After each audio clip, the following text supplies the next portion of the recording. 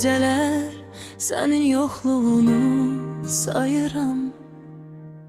Her mesaj, her zeng boşuna yanıram. Söz verdin ama korktun her adımdan.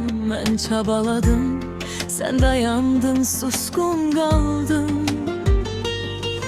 Ellerim sana uzandı ama tutmadın. Yüreğimle dövüştüm ama sen korktun, kalmadın. Artık ihtiyacım yok, git kalmak senden artık. Ben ulduz gibi parlayaram, sen kölgede kaldın. Her çabalamam boşa çıktı, ben özgürem indi. Sen korkak kaldın, ben ise öz yolumu seçtim.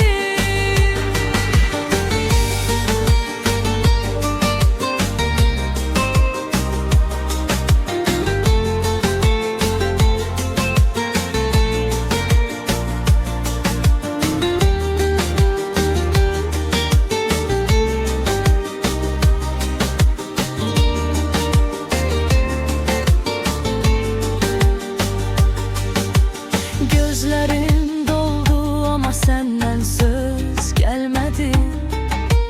Her adımım seni yok etti, sessiz gitti. Benim çabaladığım dünya sana dar idi. Artık benim yanımda dayanmak sana ağır